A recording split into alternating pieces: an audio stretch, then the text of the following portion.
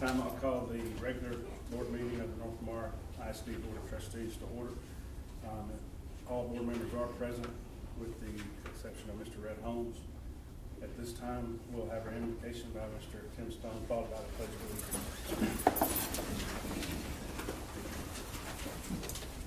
That's right.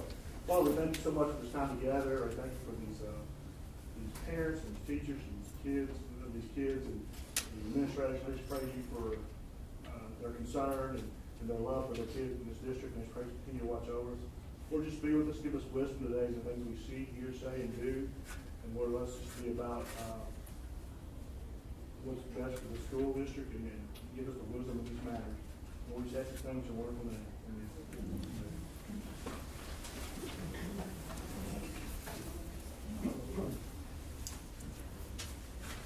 We have students tonight from Higgins Elementary to help us with the pledge. We have Haley Hughes, Kate Hughes, Landon, Kristen Miles, and Evie Ormford. So if everybody will stand, salute the flag.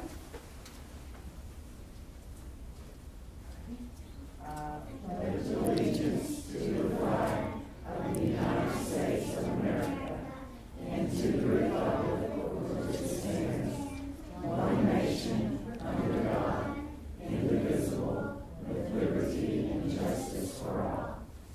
On the Texas flag, I pledge allegiance to thee, Texas, one state under God, one and indivisible.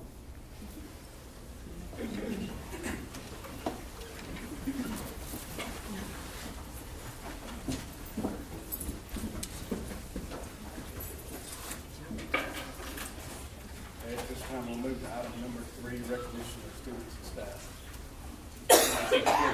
You'll come up and kind of introduce yourself. North Lamar ISD this evening, and the board would like to recognize all of our bus drivers, and we have a few in attendance. They do a great job each day, and they don't really get enough recognition over the years, but this year we've really tried to support them, and I want to thank the board for trying to support them as much as they have. They do an awesome job for us day in and day out. They have a very tough job. Tomorrow morning, I believe it's supposed to be about 27, 26 degrees. When they get on the bus, it's about 6 a.m. So we want to thank these people. If they would come up and receive a certificate from Dr. Adams. Bill Henson.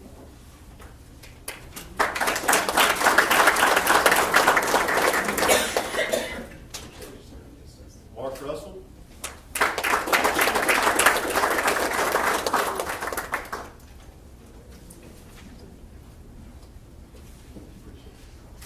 Pam Tuttle.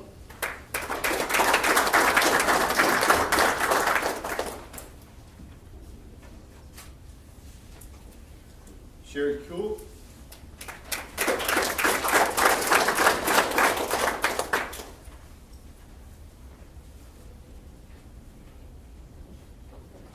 Ms. Kuhl has asked for a four-wheel drive special education vehicle, and I got to drive her around Friday and understand why. It goes down some very rough roads. Jackie Mosley.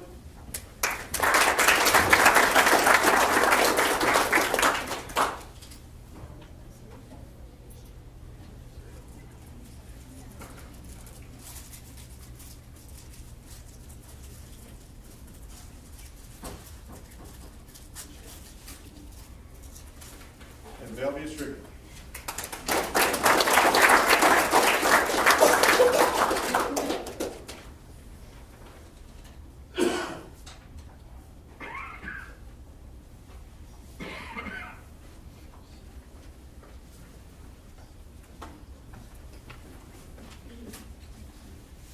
And I believe we have recognition for certificates for all of our bus drivers that we will be giving to them tomorrow in the next few days. Thank you all, bus drivers. Appreciate it.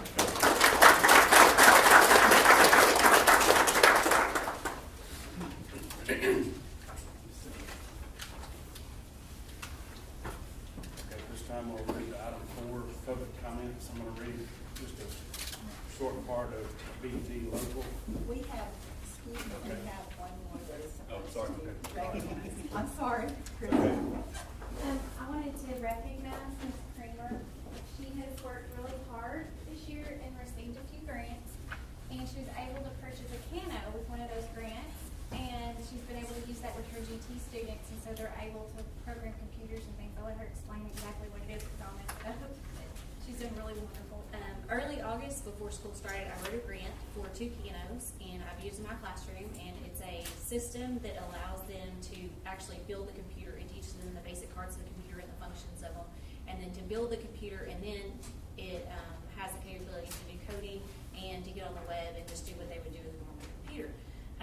So we have done that in my GT classes, and then I've also tried to branch out into my classes where I push in with all my kinder and first grade, and we've done some augmented reality through some apps on the iPad.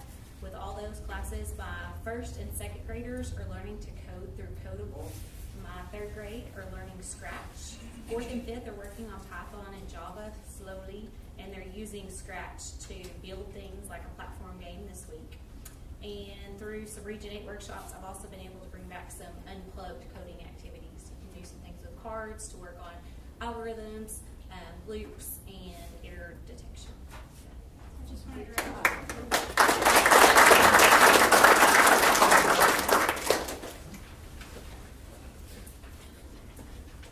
Okay, now we'll move to item 4, public comments. I'm going to read from BED Local. The board shall allow 30 minutes to hear persons who desire to make comments to the board. No presentation shall exceed 5 minutes. Delegations of more than 5 persons shall appoint 1 person to present their views to the board. The board shall not deliberate or decide regarding any subject that is not included on the agenda posted with notice of the meeting. Complaints and concerns can seek resolution to the following policies: employee complaints, DGBA, student or parent complaints, FNG, public complaints, GF. The board should not tolerate disruption of the meeting by members of the audience. If there are at least one warning, the presiding officer, any person that continues to disrupt the meeting by his or her words or actions, the presiding officer may request assistance from law enforcement officials to have the person removed from the meeting. Okay, at this time we'll allow public comments by the people that signed up for public comment. We'll start. Okay, we'll start with Mrs. Bates. I'm Tammy Bates, and I'm recently retired from Aaron Parker, and I just want to thank the board for allowing me to I come here to voice a concern. I'm not mad or anything. It's just a concern that I have. And just to tell you a little bit about myself, I've been at North Lamar in some capacity for most of my life, as a student, as a parent, now as a grandparent. I was assistant principal here at the high school years ago, a teacher, a coach, and then most recently elementary principal at Aaron Parker. And I tell you that because of what I'm going to talk about. It's not that I'm bragging. It's just that I want you to realize that I do have a big scope of what's going on. And then in a neighboring district, I've also served as a middle school principal as well as special ed director. So thank you for allowing me to speak tonight on behalf of Aaron Parker staff, students, and community. I come not to complain, but out of tremendous concern for student safety, academic success, and was told that a decision that was made, I believe at the end of last week, the decision will take on the remaining staff and surely the campus administration. I also want to make clear that Mrs. Hughes has not asked me to speak on her behalf, nor Aaron Parker. Aaron Parker is one of the top performing campuses in the district, and it has been for the last several years. With the continued cuts in staff, the successful intervention programs such as Reading Recovery and Fast Forward and Specialized Interventionists, it will be extremely difficult to maintain or exceed the accountability ratings the campus has had in the past. It's operating on bare bones now. It's my understanding that due to enrollment and FTEs that's tied to Title I, that there's 3 paraprofessionals that are going to be reassigned to Higgins or to Bailey, which I'm sure that those campuses need additional staff as well, but I'm not familiar with the ins and outs of those campuses. Paraprofessionals are a crucial makeup of every successful campus team. They assist with playground and lunchroom duty. They assist teachers with classroom preparation, bus and parent drop-off, and parent pickup, among a myriad of other responsibilities. There's an ever-increasing load put upon teachers and campus administrators in our district as well as in the state, but I'm really looking at our district. I love our district. I am 100% about our district and making our district better. It appears that the toll continues. In the long run, students are going to be the ones that are going to suffer from the decisions such as these. I worry that this may even lead to safety issues, whether it be on the playground or at parent pickup. If there's not enough eyes on students, devastating things can happen. Students can get in the wrong cars, they can go with the wrong person, they can run off. I mean, that's not even considering the impact that they have on the instruction in elementary campuses. I'm just urging you to brainstorm about other avenues prior to reducing the number of paraprofessionals at Aaron Parker. You know, maybe if it's a Title I issue, then you can look at replacing an aide from Parker with an aide from another campus. That salary is paid with local funds. I just urge you to brainstorm to find a solution. Aaron Parker, they have awesome leadership and they have amazing staff. You know, with the continued cuts in different areas over the last few years, I just worry about retaining quality teachers throughout the district, as well as, you know, Aaron Parker as well. They've got to know that they are supported and that they have the resources that they need. You can't expect them to perform the miracles that sometimes we often feel that they do without the resources that they need. So I'm just asking that maybe you can take another look at it. I'm sure that the campus administration has looked at it. I'm sure with the central administration office that maybe if there were more heads, you know, more solutions could come about. The second thing I want to talk to you about is enrollment and funding. I realize a lot of the district's issues have much to do with the declining enrollment that we've experienced within the last couple of years. I worked at a campus last semester here in the Paris area, and it was just astounding to me the number of our former students that were students when I taught here that were enrolling their kids at that elementary campus. And I thought, how, why? You know, and I talked to them, and you know, it's for various reasons, but it's not for ones that we can't get them back. I truly feel that if we do certain things in our district, that we can recruit those parents back. I mean, it's going to be hard because once they go to another district and they're there for a couple of years, they're not going to want to move. But we have got to do something. We've got to look at innovative ways, such as what Brittany is doing in her classes. We've got to look at innovative ways to bring students back into the district, and we need to maintain the successful programs that we have, look at the ones that are capable of producing more money, and then advertise or even recruit our students and our parents back into North Lamar. The high school CTE, that is an awesome way to do that. The certification students will receive, that's going to assist with improved accountability ratings as well as bringing money when we have students in all those seats. We need to offer opportunities other districts don't. If we want kids to come back and parents, we've got to have something that's going to pull them back into our district. And so we just need to be innovative about that. Our community and our staff need a central administration that they can truly trust. Trust is such a huge factor for our tight community. It always has been, always, as far back as I can remember. We're just a different type of community. We're very close. We're very close within the district. We depend on each other. We call on each other. We're friends, and a lot of times we're related. But anyway, Dr. Adams, I'm looking forward to your continued leadership in building that trust in our staff as well as our community. I've been a part of North Lamar in some capacity for most of my life, and if I know anything about all the staff, is they don't mind hard work, and they don't mind changes, as long as they have trust in the superintendent, and they have faith in the plan. North Lamar staff makes a great team, and they are awesome. They are dedicated leaders. They are also followers when they need to be. And when they believe in the vision and the leadership, they'll do it. Thank Henson. I wasn't planning on talking tonight. I came because Clint said bus drivers are needed over there, so I came to support Clint. But I had a topic that I thought the school board is probably not aware of, or you may not be. But I figured I'm public speaking, so I might as well get attention and tell you a joke first. So, knock knock. I will ask the questions. Oh, I said it right. So, see, I try to have a sense of humor, because I have to with the kids, but my issue tonight was limitations in the ASOP. You may not be aware, because the schools certainly weren't aware of it. I'm a bus driver, but I signed up last summer to be a substitute teacher also. Nobody called me. I never subbed.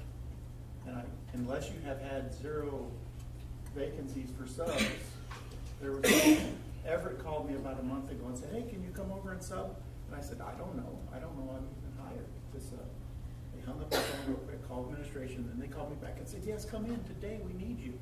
So I came in and went in. Then I ran to administration afterwards and said, am I hired? And they said, yes, you are. But ASOP, because you're already employed, you cannot go into ASOP and sign up as a sub. The only way you can be picked up is if a school has a vacancy, they can call you that morning. And that means I have to have nothing planned for that morning, because generally I have plans. And so, so the schools didn't know that either. And I went to every campus and I talked to, I don't know the title, but the person who deals with subs, and said, this is the situation. I'm available. I'm willing to work. Here's my number. And they all said, okay. And so I actually worked twice this week. One is Stone, and last week one is Stone and one here at the high school. But because of that small glitch in ASOP, it makes it harder for the school, and it makes it harder for people to help you guys. And even if the schools know the issue, that doesn't solve the issue. So I just thought maybe if somebody in the future could look at how can we fix that ASOP? So maybe people who are already employed but subbing can get some type of kick by their name, so it gives them the ability to log into the system and project out when they sub. I'd be more than willing to help, but I can't, and I'm sure I'm not the only person out there. So that's all. Thank you, Mr. Henson. Alan Weatherford. I don't have a whole lot to say, but I would like to just say a few words. Thank y'all for letting me speak. I noticed on the agenda for meetings last week that 2 architects firms were being presented information for action. And my question is, are we getting ready to build something anytime soon? Or why would we even be contacted? I do not feel that this is time to spend money on such information when we have spent so much already repairing our buildings for use that will be safe for students and staff for several years. I said, how can we spend money for a firm to project our needs when we have disgruntled teachers due to cost and incentives? Are we preparing for a bond election? This also is not a good time for that until the superintendent and school board can regain trust of the teachers and community, or it will never pass. Thank you. Thank you, Alan. Steve Jones. I just wanted to mention a couple of 3 things. I've talked to y'all before about much of this, and it's not new and different. Interesting to hear the comments earlier. One is the UIL literary monies. I appreciate so much, as does most everyone that I've spoken with in high school. We've restored those UIL. So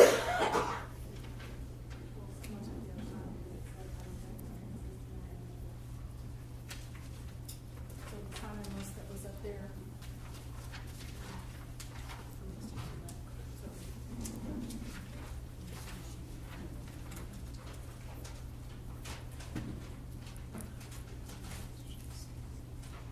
I signed in.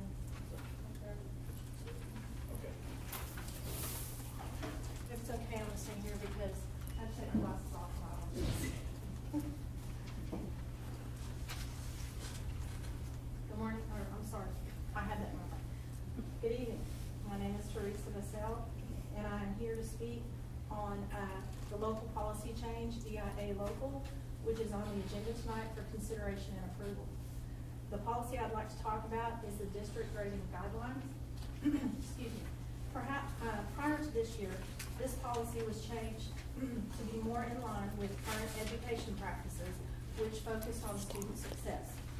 Last week, an email was sent out about recommendations that were made to change the current grading guidelines. There has been no other communication about these potential changes, and if these proposals were recommended by a committee, this would suggest all constituents had been allowed input into the decision-making process, which did not happen.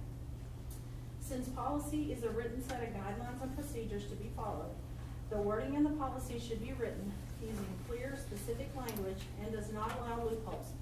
Even words like shall and may, for example, do not mean the same thing. As I understand, there were 2 proposals to changes to the policy. The email said students were manipulating the policy and suggested increasing penalties on late grades to the next school day, but did not say if the existing 3-day late policy guidelines would remain in place with the proposed changes. The second change mentioned was instead of allowing students a redo retake on all failed assignments per our current policy, the proposed change would allow only 1 retest per 6 weeks. The consequences of this proposal would be that a student with multiple failed grades would only be given the opportunity to select one of the failed grades for a redo or retest. It would seem the proposed changes indicate wording which allows loopholes by not providing students the opportunity to improve their understanding on all failed grades to seek mastery, which is the goal of education. The current grading policy this year provides flexibility in grading guidelines for some courses, such as dual credit and AP, but it also provides specific guidelines that are to be implemented, which support success for all students. Our district has a large percentage of at-risk students. The changes recently proposed may not support at-risk student success.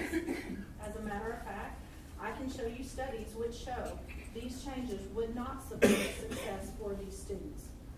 I like clearly communicated specific guidelines in policy, which, after all, would suggest that safety, discipline, and effective learning are a priority for all students. The policy currently in place for EIA local is clearly supportive of student success, but perhaps more specific wording is needed to prevent abuse of a policy by anyone. However, simply changing wording from shall to may, or increasing penalties, or eliminating minimum guidelines could potentially increase ambiguity and increase misunderstanding of these guidelines and possibly decrease student success. I agree with expanding clarification of the wording in this policy, but as a strong advocate for student success, I ask you to please not remove the minimum expectations which are provided in the guidelines of the policy. Thank you. Thank you.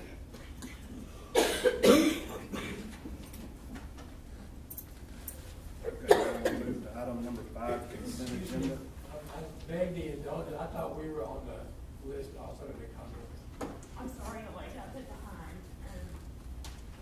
Both of y'all wanted to speak? Yes.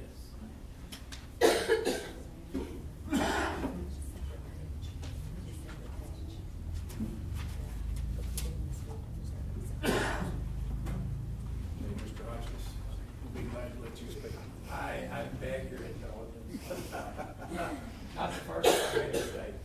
My name's Dennis Hodgkins, and I teach in the high school. I've been there 39 years. I teach history. I'm the UIL coordinator, and I've done that, I think, for 25 years, but I can't really remember.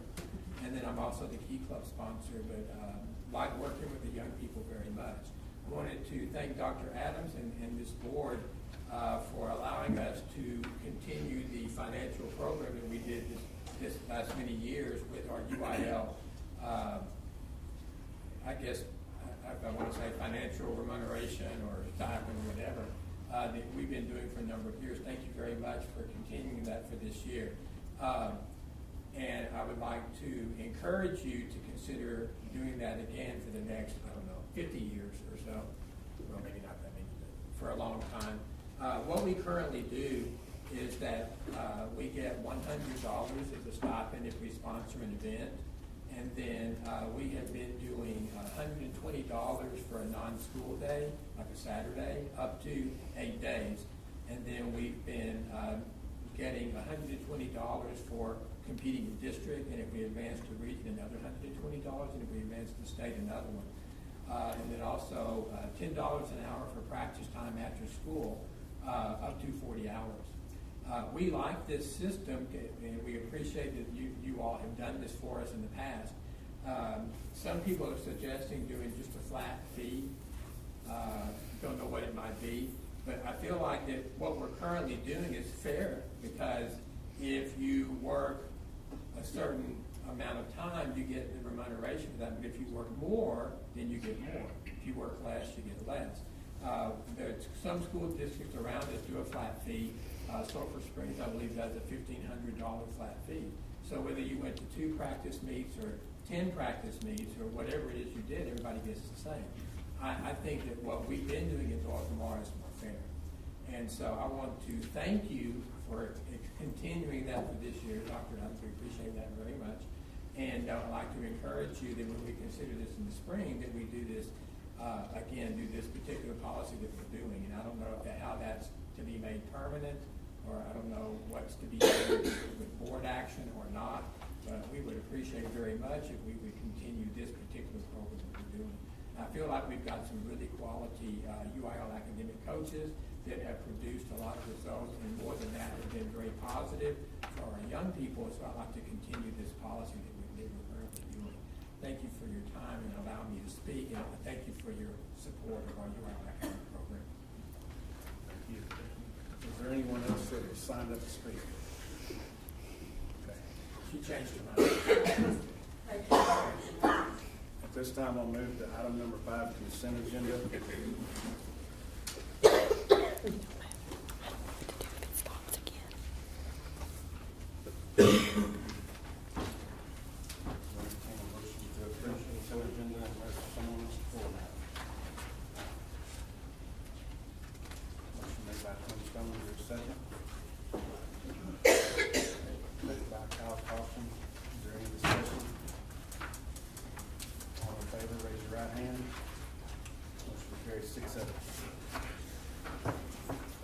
Item number 6, action and discussion items. 6A, consideration approval agreement between the North Lamar Independent School District and Live Oak Public Finance LLC for financial advisory service and all matters related. Before we move to that item, since what I would like to say fits under both this agenda item and another one following, and kind of relates to some of the public comments. We're in the process of engaging the community to develop a long-term facilities plan. Okay, we've never had a long-term facilities plan before.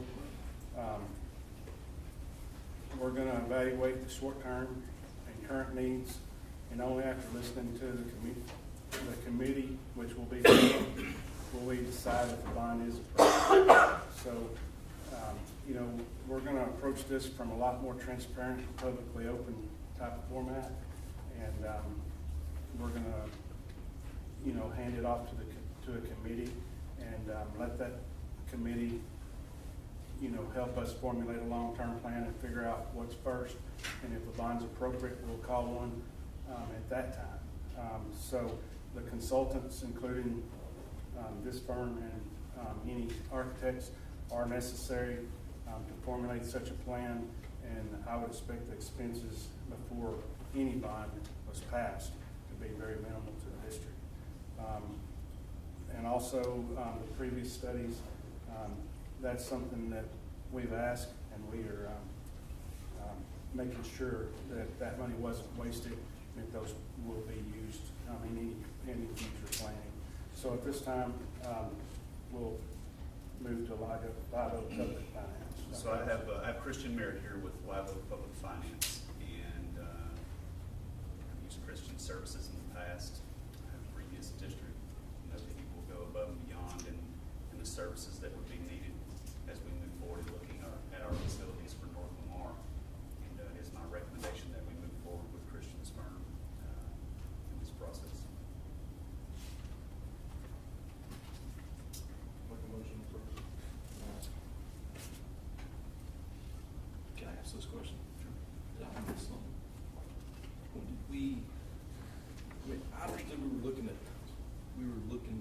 explain what you were talking about a little bit more, Jeff? Basically, all I'm saying is, at this time, we're not calling a bond. Any bond wouldn't be, if the committee sends back in the plan that we want to build facilities, then the bond will be called at the very earliest summer of next year. So we're in the process of planning. We've never had a solid long-term plan, which anything of this size should have. And, you know, we're in the process of beginning that plan and engaging the community to do it, which a committee will be formed that's made up of the stakeholders, the taxpayers, the teachers and stuff, and we will ask them to help the board formulate a long-term plan. And if within that plan they send back to us, we need to listen to that, listen to what they say, listen to that. And if facilities are needed currently, then we'll call them. But if, you know, that's where we're at. We're not doing anything right now. We're not calling a bond next month. We're not calling one for a May election. But you can't plan for millions of dollars worth of long-term work and not know what the impact on the tax rate may be, which is where this gentleman comes in.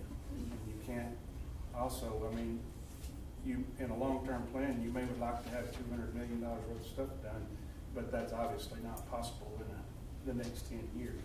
So, I mean, that's where the architects come in and giving that advice on what construction cost is and what you can get away with doing with what you can afford and those type of things. So what we're looking at is studying what are the needs, and if a bond's appropriate, then we'll talk about that months from now.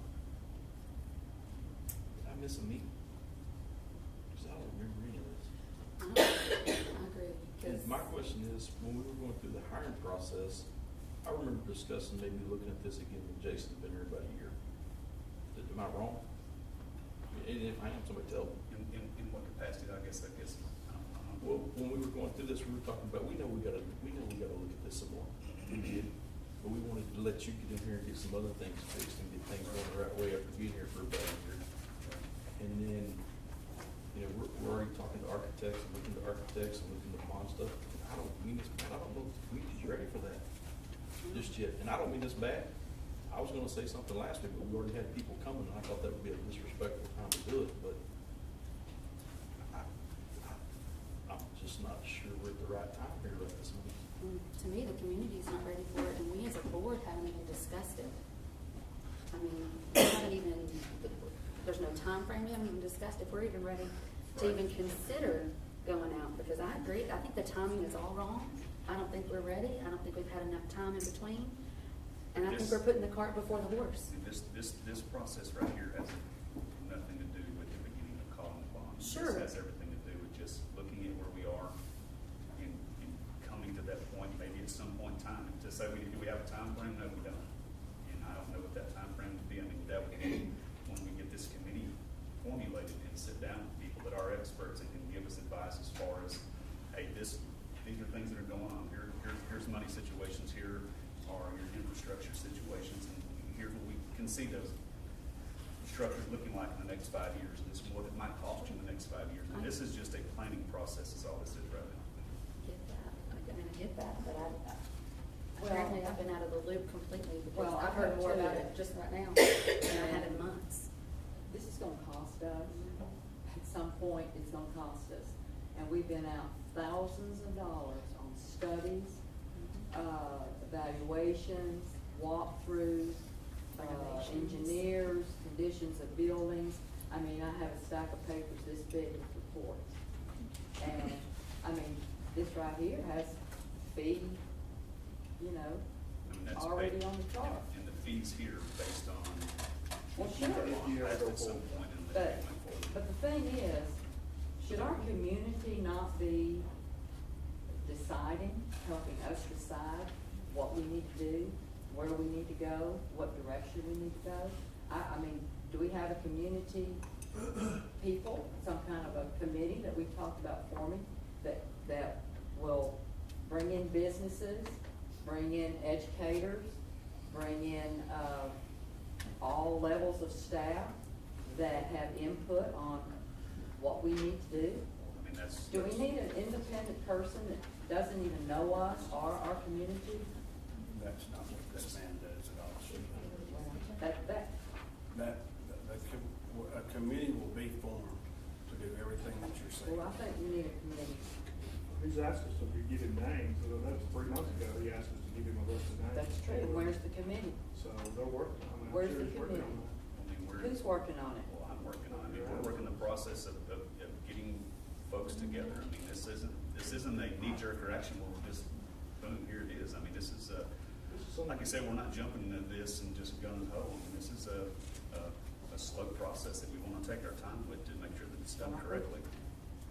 But we don't even have time, 6 months, 18 months, 2 years, that would, I mean, this is new. depends on what I, either I'm But I think for that it would or be, not. I think that timeframe depends on a committee's decision and not just. No, I agree, on the but I don't board's wanna come decisions. up and we do this, and we get an architect, and then in 6 months, we have, or May, we have a bond on the, attached to the elections in May, or in November, because I don't think we're anywhere close to it. That would require a board vote. Is this Sure. attached to an architect firm? No. No.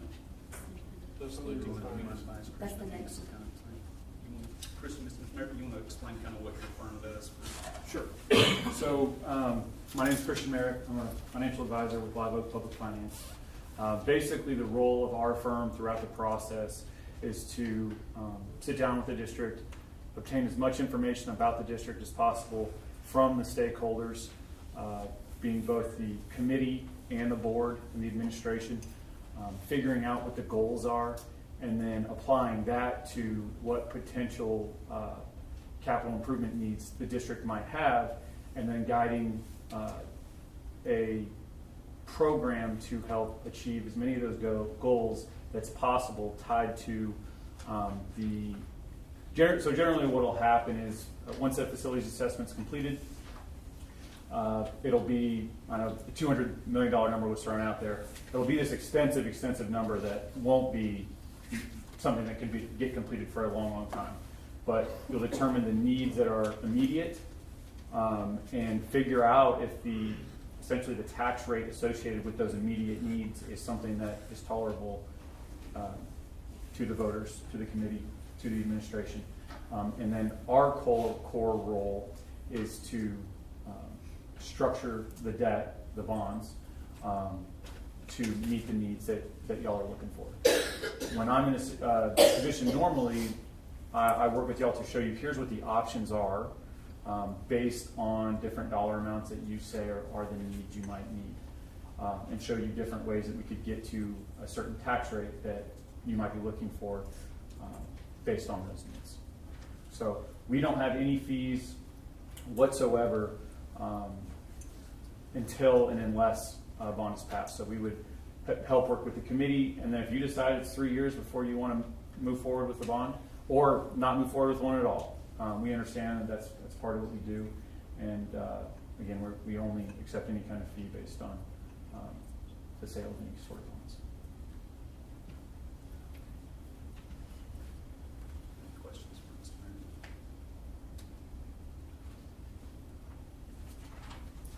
There was a motion by Mr. Stone. Is there a second? Second by Kyle. Is there any further discussion? All in favor, raise your right hand. All opposed? Motion is tied 3-3.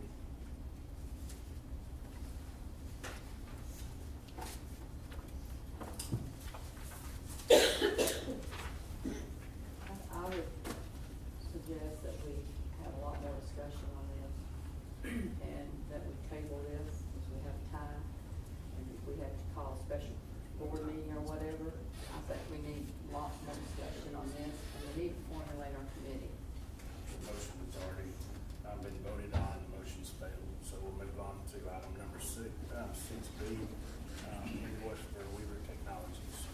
So we have an invoice for technology upgrade. These are power over Ethernet connections. It's an infrastructure upgrade for our technology across the district. It's in excess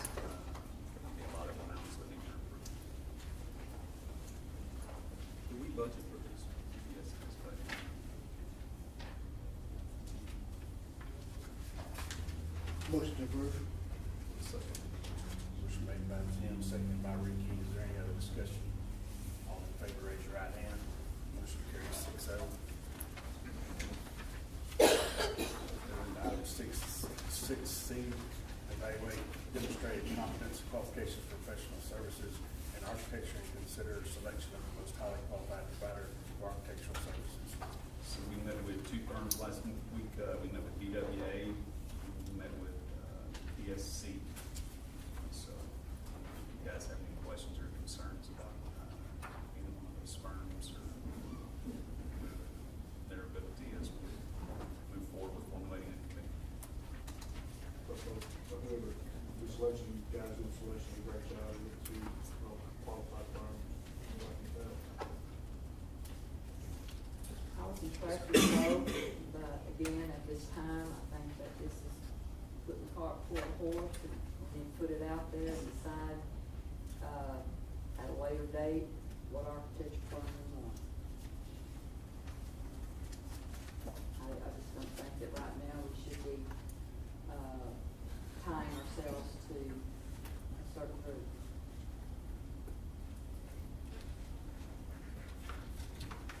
In our committee form, we need to get some input from the community and the taxpayer.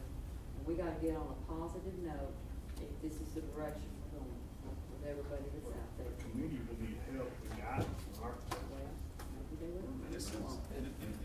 And this is the beginning steps of putting the committee together and going through this process.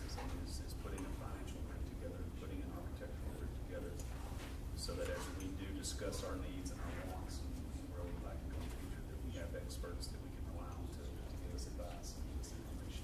If that's what the committee decides they wanna do, then we'll find the expert for them. So you would like to form a community committee and them come up with a whole bunch of things that they might want to do to improve the district and not even build Well, it, how much it costs. we've already spent thousands of dollars on, You've got a forensic study that costs thousands of dollars that tells you what's wrong with two That tells buildings. what's wrong with those two buildings. and also we have improvement plans. Got a That we do. book that's got all the, 2016 improvement plans for the whole district. That's done in 2016. We spent over $300,000 in renovations. I don't think that anyone's proposing to pay the money for another facilities assessment. That's a good thing to know. I mean, we asked him to go out for RFQs, and he did that. Narrowed it down to two. To ask a question, seriously, what did you ask him to do? Wow, that's what he did. He told us about it in the meeting. He told us he was going for it. Nobody objected. I didn't say what he did. I wasn't there. Then why would he not do that? Yeah, I That's what- I'm just saying, we didn't ask him to, he told us he was going to. And again, nobody said, hey, we need to wait. Now, before we Everybody had the go, opportunity to do something. before we go forward, there's 7 of us board members who either I've missed every meeting or we haven't talked about it because we have not discussed bond, anything about it at all, period, 0. That's the problem that I think that you guys don't understand is we're not even talking about a bond.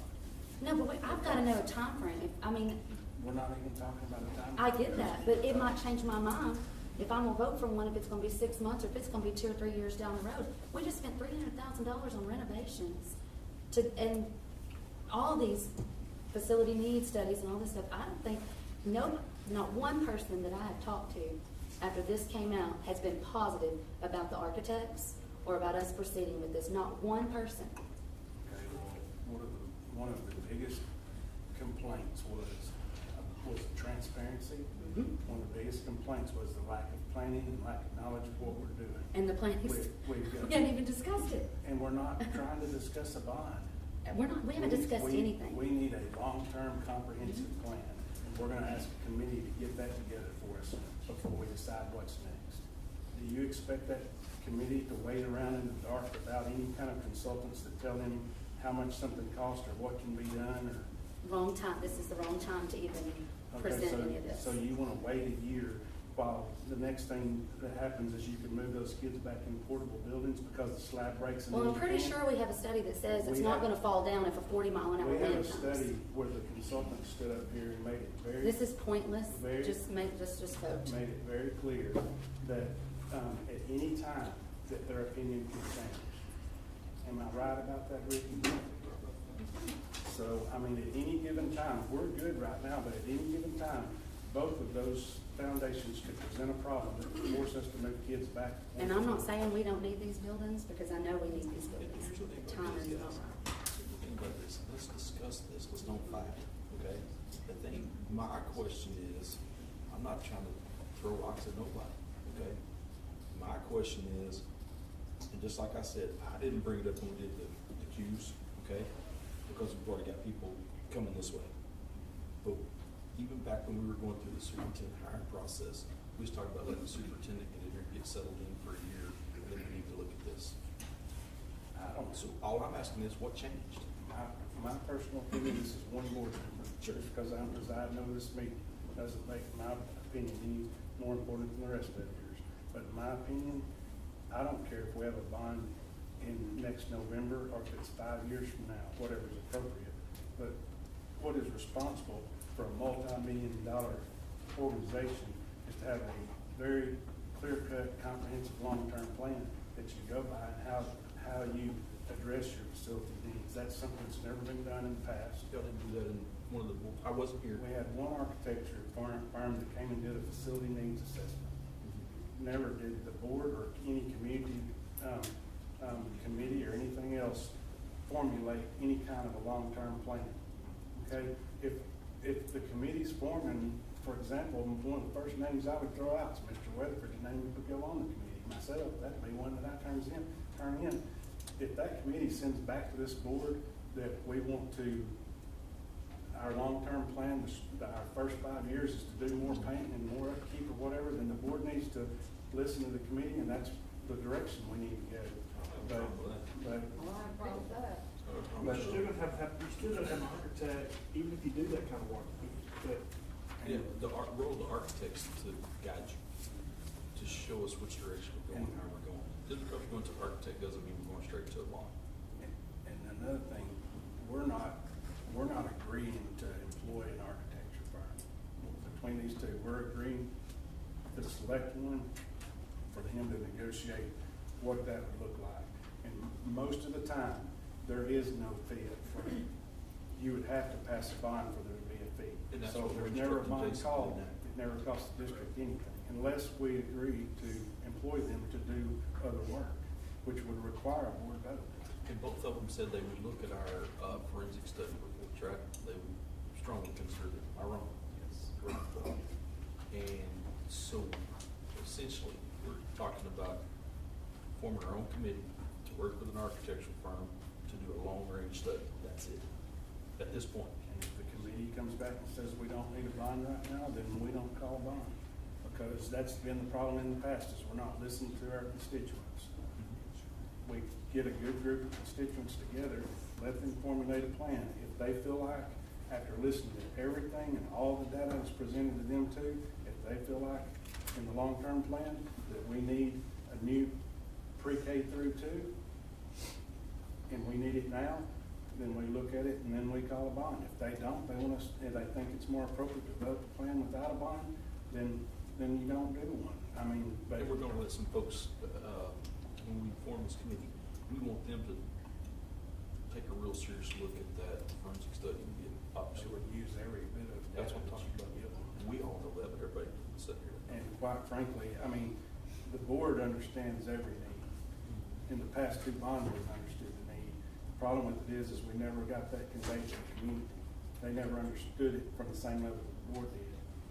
Okay, it may have been done backwards, but I think the desire of Dr. Adams is to do it the other way this time and start with your community and let them help formulate a plan along with the board's work.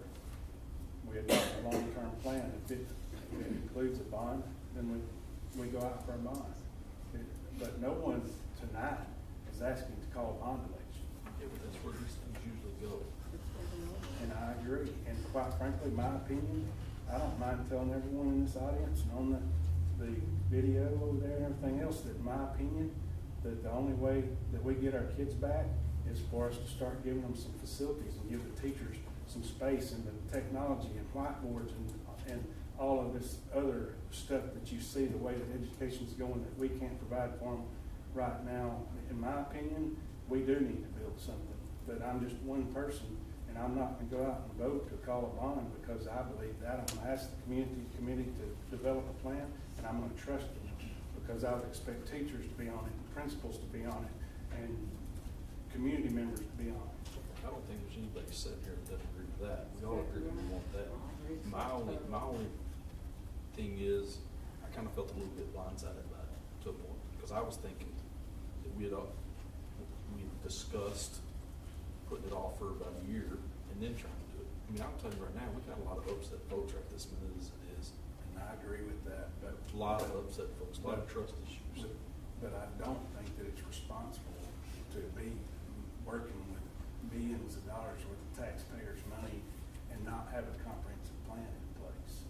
If you guys don't want to call a bond and it fails in the event that one is ever presented to the board, then that's fine. That's, everyone's got their vote. But we've got to have a long-term plan. We've got to know what's next. We spend all this money updating, and we've got to know, what do you update next? If updating is what a good selection of the community wants to do, what's next? What's in the next 5 years? Okay, eventually we've got to build something. Is that 3 years down the road? Is it 13 years down the road? We know this as board members, and we know what that forensic study says because it's on our necks, okay? But the thing about it is, we did the renovations, hoping 3, 4, 5, 6 years like this down the road that we could do something. I agree, I understand what we're talking about here. But what I'm saying is, I'd just like to do a little bit better job of communicating amongst ourselves. And this is not a scare tactic in any way that I say this, but there's a reason why those portables still sit down there. Why is that? Because that study says that at any given time, you've got to get back in. We can't send them back to Tyler or sell them. Well, our contract didn't even say that. Our contract says they sit right there until we find a place for them to go. Until we sell them. Until we find a place for them to go. That's what it says. I read it today. Which I'm sure that the owners of them would expect them to be. Would love for them to be sold. But at least it's. But there's, but And the thing about it is, we know there's big time foundation problems down there. Nobody's arguing that. Okay, nobody's arguing that at all. I'm just saying that my interpretation of where we were versus where we've been was a little bit different. And I get that. I don't personally see the harm in beginning to develop a long-term plan. I don't have a problem with a plan. And if that committee that helps the board develop a plan does not want a bond now or in the next 5 years, then you have to trust that. And if they decide that they do want one, listen to them at that time. But we're not even talking about that. We're wanting to kick it back and along with the consultants and all the studies and everything that's been done in the past, and ask them to send back to us, what is it that you want to do? And then we take that and we formulate a long-term plan. How are we gonna formulate the committee? Well, he's asking. I've heard mine direct. Correct. And to be honest with you, I haven't seen any names from, Well, yeah, Jordan. but I mean, I've solicited my principals, I've solicited our directors. So I've started that process. Like I said, this isn't a knee jerk, hey, slap this together and let's go. This is a timely process. So. I understand, I've been around the process too, but my thing is, it just kind of got started and I didn't really realize we were looking at that way this, and I was thinking we was looking at this about this time next year. Well, you're probably looking at a good, Maybe I was wrong, I'm not arguing that, that's where my head was. you're probably looking at a good 3 to 6 months worth of work to develop a long-term plan. Right, you're looking 12 to 18 months just planning. And then what happens, if you don't start working on a plan, what happens when you do have to move out of it? I mean, that's, I'm parking, my statement was about the timing of it. I don't feel like I personally, it was just, bam, here it is. We didn't get asked, we didn't get told, it is what it is. I will tell you this, I like the second architect a lot better. And I would make a motion to proceed with that second architect. If we're just doing a plan. Okay, everybody understands the second architect, the way that this would work is, correct me if I'm wrong, is we would select that architect and that would allow him to negotiate with that architect, and then we would come back right and vote on it after the negotiation was complete. Is that correct? Correct. So you guys would have an opportunity to look at it. If it didn't cost the district a lot of money up front, you'd have the opportunity to vote it down. I mean, Right now, all we're doing is okay negotiating with that contract. Correct. Now, I would say my recommendation would be PWA. First group of dismissals. I like the second one. I love that.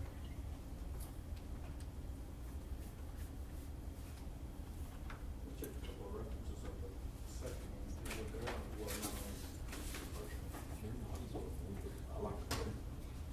I thought they presented a lot better.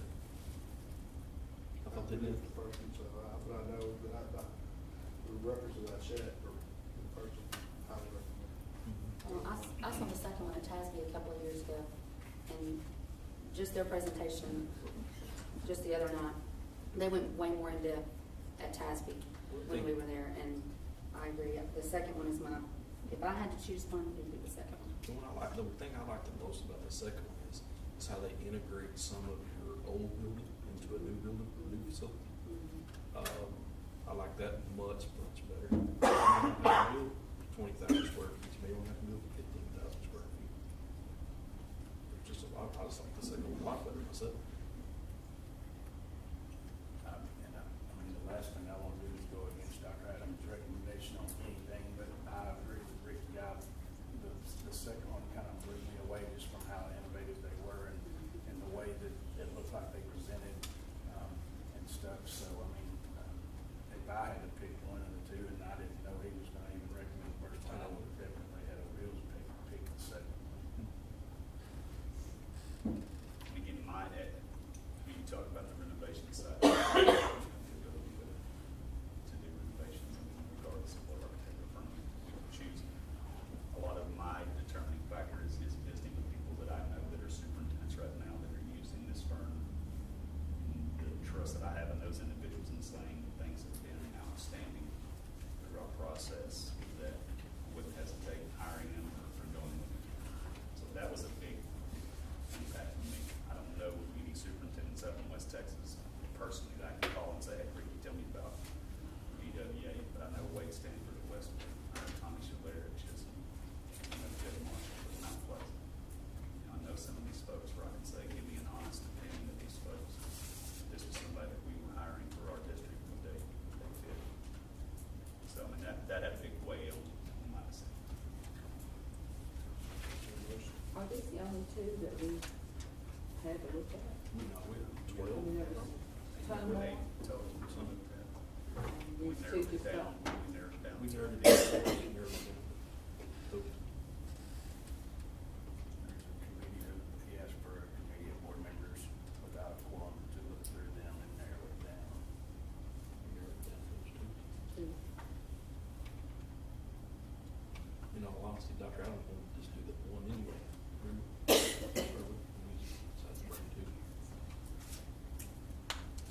So, getting back to the beginning of the discussion, just so I keep the meeting order, was there a motion made to, We had a motion to go to the second one.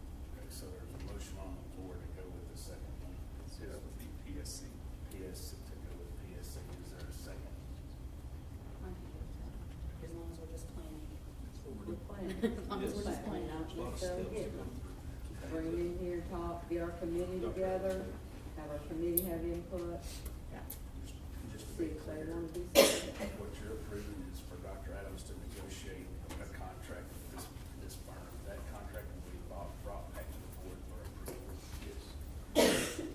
And it will the steps all along the way to get to, go to a line. So there's a motion made by Ricky and seconded by Christie. Is there any other discussion around the table? How, do you have anything, Tim? Sheila? Okay. So all in favor, raise your right hand.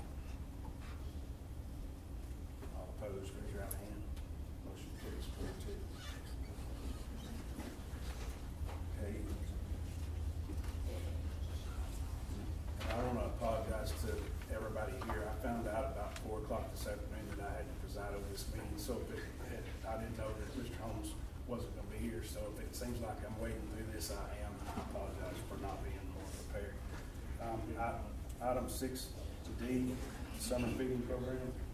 So we have a summer feeding program waiver, according to Ms. McGregor.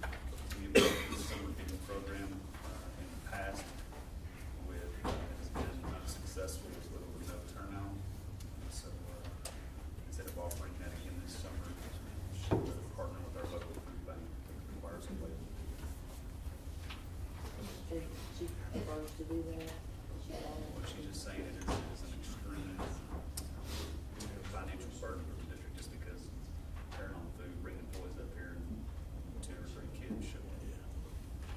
Okay, so we had a motion made by Ricky and seconded by Sheila. Is there any further discussion? All in favor, raise your right hand. Motion carries 6-0. Item 6E, consideration and approval of campus plan to start with Stone Middle School. I don't have a copy of our campus improvement plan, it's 36 pages long, so I made a highlight sheet. I'm gonna go over them. If at any point in time you have any questions, please let me know.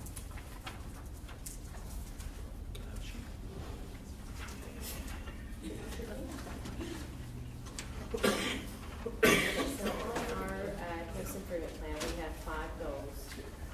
We're going to start with the first one, and the first one talks about providing a quality education that demonstrates academic success.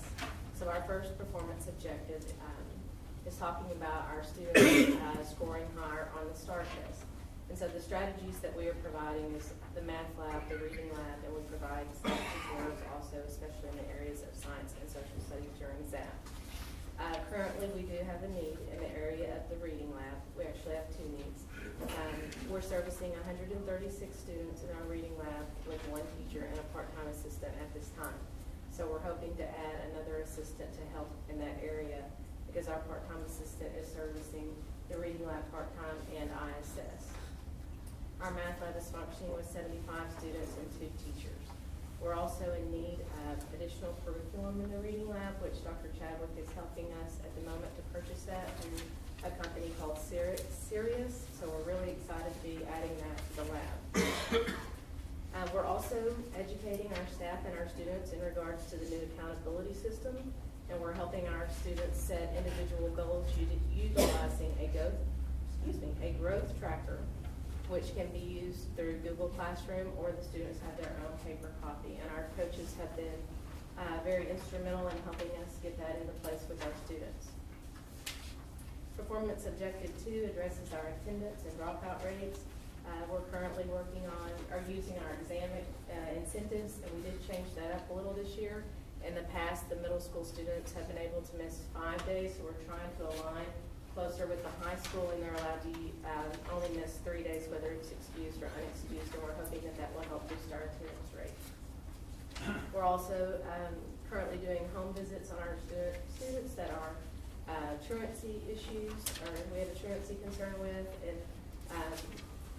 that's proven to be very beneficial as well. Performance Objective 3 is where we're focusing on our students passing their core subjects. We're shooting for 95%. We have a summer school program, which we feel is beneficial in helping us reach this goal. We're also utilizing our ZAP tutorial program, and of course our teachers are currently working with our students and just utilizing the tutorials, but also in emphasizing the importance of completing their assignments and getting them turned in. Goal 2 addresses curriculum and technology in our instructional programs. As you all know, we have the Chromebooks on our campus, and in the past, we've done one-to-one with our Chromebooks. We're trying something different this year due to the amount of Chromebooks that we've had damaged with our middle school kids, transporting them through the building. So we are using classroom sets in the core subject areas only this year, and that's proven to be very beneficial. We're using them for online assessments. We're also using them for Google Classroom, but we do, however, have an issue there. And as the elementary principals said when they presented, we still have the same problem as them. We're having infrastructure issues, and it's a problem. And it's it's sad when you have the action, because we're in way better shape than I think a lot of the campuses are, because we have the technology. But we are running into issues throughout several parts of the building where they're actually not working in the building due to the infrastructure. So that is a concern. We're also providing high-quality staff development for our teachers, and we're asking our teachers that they attend a staff development, whether it's at Region 8, or something that we're providing here, because our teachers are currently enrolled in a cohort for our writing program. So we've asked that they attend something that's beneficial to their core subject area and to also help them meet their T-test goals. Performance Objective 3 deals with nominating a student for the 6 weeks. That's something we've always done at Stone. Our teachers nominate and select our students of the 6 weeks, and we recognize them through social media and recognize them in school. For Goal 3 is talking about providing a quality learning environment that's positive, safe, and supportive. As most of you know, we got a safety audit last year that was presented, the results were presented to us recently, and we actually did fairly well on our safety audit, but there were a few areas in which we need to address. Installing and maintaining our security cameras on our campuses, which are very important for us because of the amount of doors that we have that remain open to the outside throughout the day. We need to improve our security, especially in the areas of let me reword this. What the committee has asked for is that we put the locking devices on the doors to where they only unlock during the bell passing period. Those are fairly expensive, but that would allow us to keep the doors locked while we're in class, but yet open it up because we have so many kids going across the street in classrooms, going to the B building for classrooms, going to the art building for classrooms. We have so many kids moving that we have to have the doors open. Now, one thing that the safety auditor did tell us is that in the event of a school shooting, there's never been a school shooting where a classroom door was remained locked. They did not actually enter that classroom. So we're constantly preaching to our staff members to keep their classroom door locked, but if there's something that we could do to prevent them even getting into the building, that would be beneficial. We are in the process of having the new door added. However, it's not being utilized at this time because they're having to add the button on the outside. And then they're also having to look at a way to where the secretary can actually see who's outside the door. So we're working with Mr. Landis to try to get that up and running as soon as possible. And we do think that that will help us as well. Another concern is we need to start replacing our worn out furniture, such as student desks. With the furniture budget of only $1,000, it's very difficult to replace classroom desks with that amount of money because the desks normally run anywhere between $140 to $150 a desk. So that's something else that we're needing to look at. We also addressed with Mr. Gill when he came to do our safety audit the possibility of installing intercom access in the principal's office.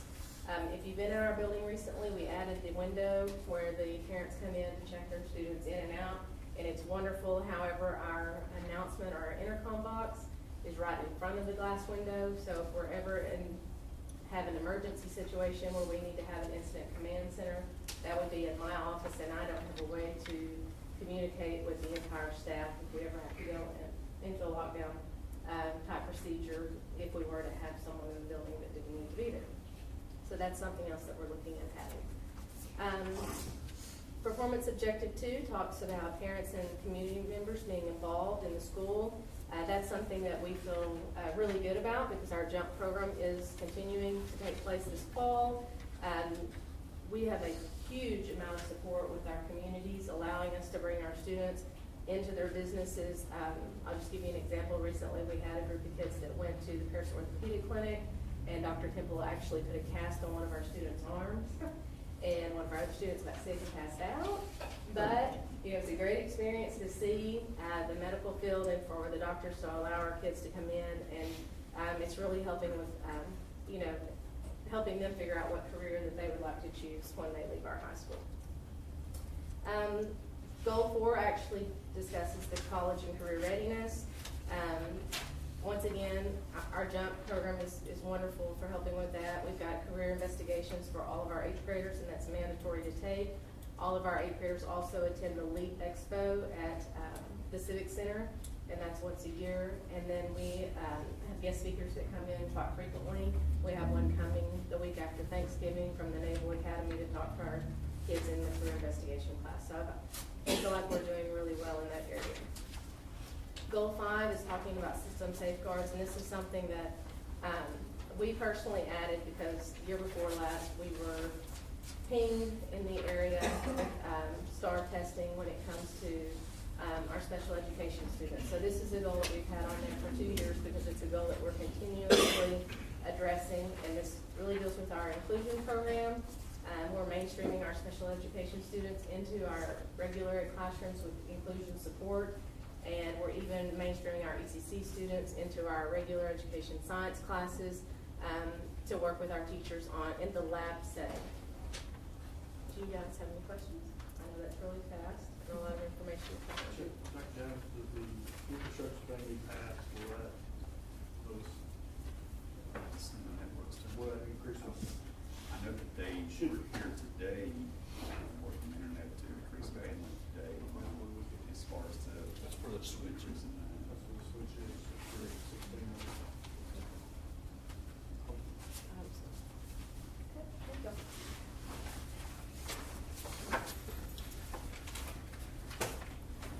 North Lamar High School. I know y'all have the 30-something page edition, but here's the quick notes. Hey, sir. Anything I got through high school, I didn't say that out loud. All the facilities, we get 2 pages. Oh, that's what's going on. Oh, okay. First page, they didn't. First page? I didn't press the page, so, sorry. The second page? No, I was working on it. Second page is shorter than the first page, so we have a short page and a long page. Okay, this one.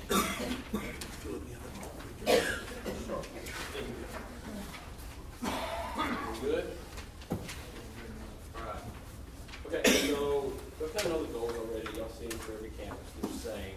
I'm gonna hit on a couple of performance objectives for each one of the goals. So goal 1, performance objective 1, something we're gonna do this year. Ms. Jackson's kind of been mentioning this. She's gonna actually call back the seniors who graduated last year. And we're gonna actually see, so how many of them are actually in a 2-year, in a 4-year? We know what the plans were, but where do they really end up? I want some hard data to know more so where we're really going and how many kids we're replacing at these, and are sticking at these places. Performance objective 2, keep getting better every year. We had some good gains last year in our STAR scores. 5%. Let's keep tacking on a little bit at a time. Goal number 2, performance objective 2. Each department is tracking. They first selected what they're going to work on as a department to get better this year, and they had to show 4 different ways that they're doing that. Through PD, whether it's through PLCs or something, they're tracking that progress and how they're getting that accomplished. Performance objective 3, under goal number 2, we were about 70-something% last year with our teacher observations. In other words, once a semester, a teacher will go into another classroom and just observe another teacher. A teacher in the department or a teacher outside of their department too is what I prefer. It's just kind of encouraged, take 1 conference semester. Really good feedback from teachers last year on that because some of them like, gosh, I haven't gotten to see another classroom in a long time. And so it's really just more growth that we're trying to get. Goal number 3, performance objective 1. I don't know if you all have seen, for example, the principal's report. Every week up there, we're just trying to get more words out. The newsletter should be up next week. More and more things out about all the good things going on. We want that image to perpetuate itself if we can. For performance objective 5 under goal 3, we're still trying to find ways to do this. We thought we had one, but we're still looking. We have a couple blind spots on cameras around campus, and we would like to try to find a way to get some of that covered. We're looking. One route didn't work out, but we're still exploring that. Goal 4, both performance objectives there I'm going to hit on. We're offering now during academics first period kind of ACT, SAT prep, TSI prep, like that. First time we did it, we only had 3 kids, but I think it's one of those things that the more we do it, the more kids will know about it, the more we have going on. We have another round of testing coming up for those things, so we'll be advertising that again, getting them in during A1. And there's so much free stuff out there too. We just gotta give them in the room, let them do it. We know that if they do something, they're gonna get better for that test. And then performance objective 2 there, the increasing the CTE participation. We added already this year business, English, financial, math, and prison science. Inside a lot of kids already to CTE. It'd be way too early for me to speculate on the next thing we want to add, but we think we can do that pretty easily with 5% kids in there. There's a couple of different routes if they work out that way. So we actually did an interest survey last Friday during A1. That's going to help us too, kind of figure out exactly where we can tack on some more kids. So. Questions? Any questions?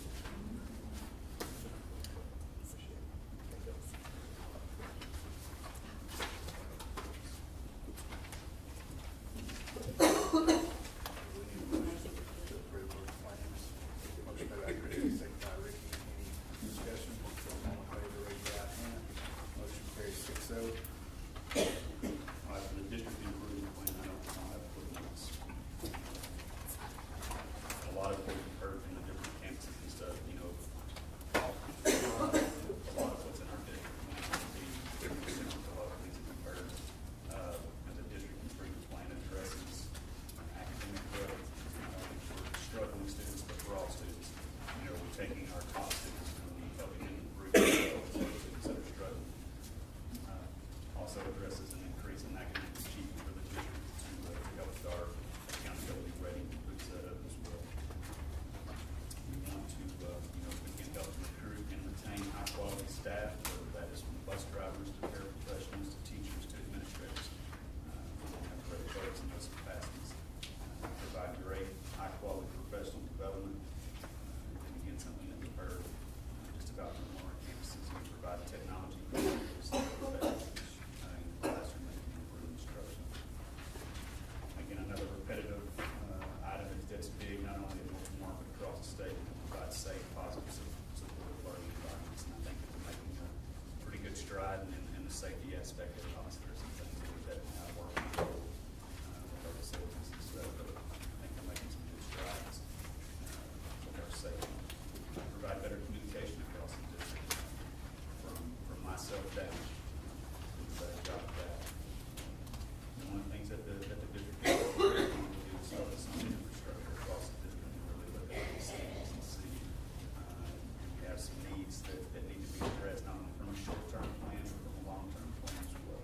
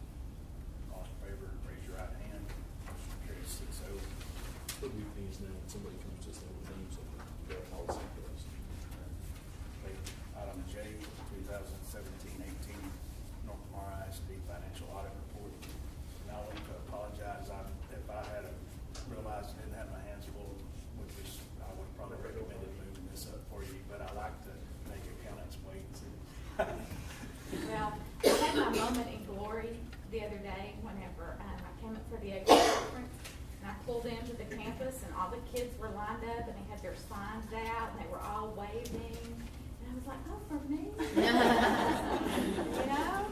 And, you know, sometimes the officers get a little fanfare. Just having the band was leaving that day. So I'm Jonna McNeil with Mallory McNeil and Company, and so we're talking about your 2017-18 financial audit. And so I think each of you got a draft, right? And then you get a plea from me to read the executive summary. Okay, and so now here's your opportunity. Did you do it? Yes.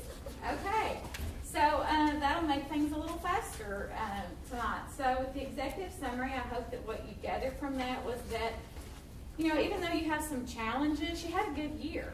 You didn't have any compliance findings. You know, auditors don't look at everything, but we take a sample of your transactions and we look deep into those transactions to make sure that they're compliant with laws, rules, regulations, contracts, grant agreements, federal compliance. And so we're testing a few of your transactions, and then, but enough of them, accounting standards say that we should be able to give our opinion as to what your year was like. And so we didn't have any specific compliance problems that we found. Now, you could have something that is out of compliance, but what we're specifically looking for is something that could have a material effect on your financial statement. Because that's what we're charged with, is giving an opinion on your financial statement, but not on every little thing that happens, you know, throughout the year. But we didn't find any compliance problems.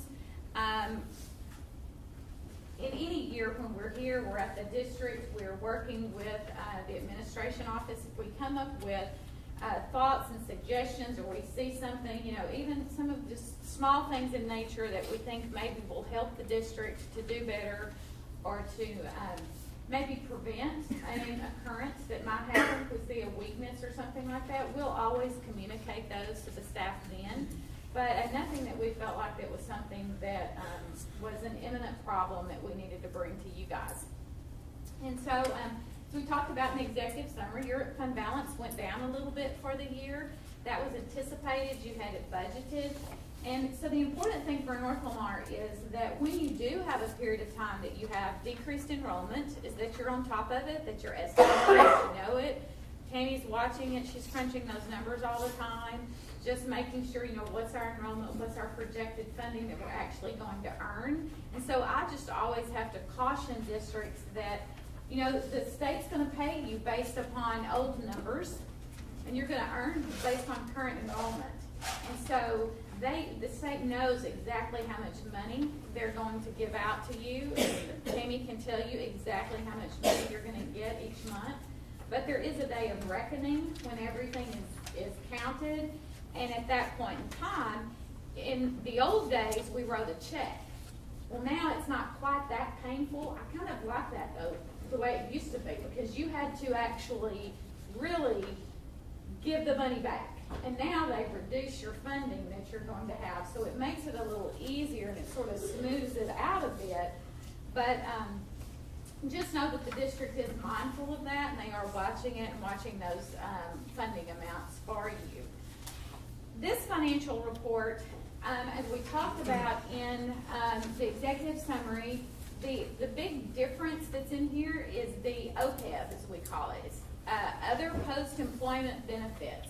And I'm sure some of you went to some classes on that, because it's been the hot topic for a couple of years.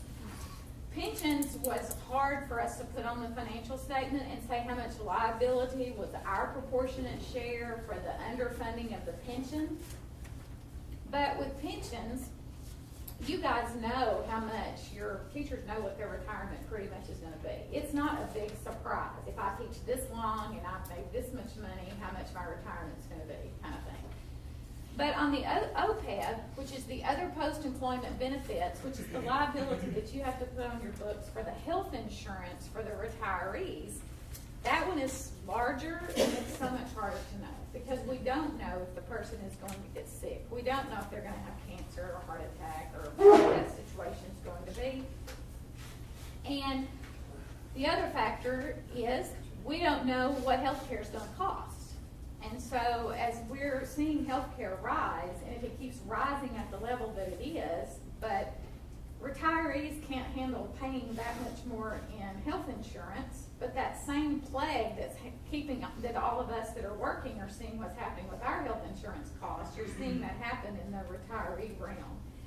So that's why that number is so huge, you know, and when you look at, for you guys, it's $9 million. But what, I think when the number gets so big that your calculator won't hardly handle it, it's like too big of a number, you know, you have to get a bigger machine. And so the number is $43 billion that they're saying that this healthcare is underfunded. So your little piece of that, although, you mean, you're a relatively small district in relation to all the districts, you know, if you think of all the people employed by school districts, and then you think of your proportionate share of that, and it's $9 million, but $43 billion is just a really, it's a hard number to get your arms around.